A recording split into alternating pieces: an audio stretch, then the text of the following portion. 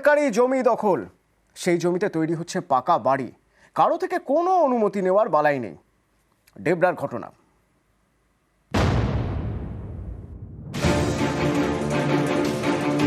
পশ্চিম মেদিনীপুরের ডেবরা, এখানকার ভরতপুর ২ নম্বর গ্রাম পঞ্চায়েতের ভগবানপুরের গা ঘেঁষে গিয়েছে রাজ্য সড়ক।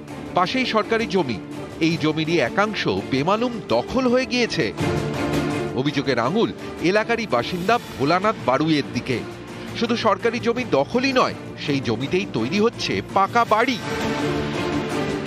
স্থানীয়দের দাবি, ভোলানাথকে বারবার বারণ করা হলেও তিনি শোনেননি, এমনকি পঞ্চায়েত অফিসে জানিয়েও কাজ হয়নি। এবার ডেবরার ভূমি ও ভূমি রাজস্ব দফতরে অভিযোগ দায়ের করা হয়েছে। ওখানে যে পাকা বাড়িটা হচ্ছে, ওটা কিন্তু আনলিগাল ভাবে পাকা বাড়িটা হচ্ছে। মানে সরকারি জায়গার উপরে ঘরটা করছে বিনা পারমিশন। সরকারি জায়গাটা সরকারি জেলা পরিষদের জায়গা, কিন্তু পেছনে আমার রায়ত জায়গা, জোরপূর্বক ঘর করছে, কোনো পারমিশন নেই ওদের কাছে। ভোলানাথ বাড়ি বলে এক ব্যক্তি সরকারি জায়গার উপর বাড়ি তৈরি করছে।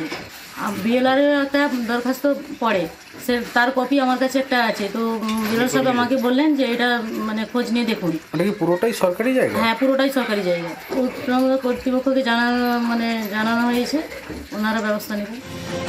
যার বিরুদ্ধে সরকারি জায়গায় দখল করে পাকা বাড়ি তৈরির অভিযোগ, সেই ভোলানাথ কোনো প্রতিক্রিয়া দিতে চাননি। পারমিশন কি দিয়েছে অঞ্চল? অঞ্চলে পারমিশন আমাদেরকে কিছু দেয়নি। বাড়ি বানাতে লাগলে তো পারমিশন লাগে, অঞ্চলের পারমিশন লাগে।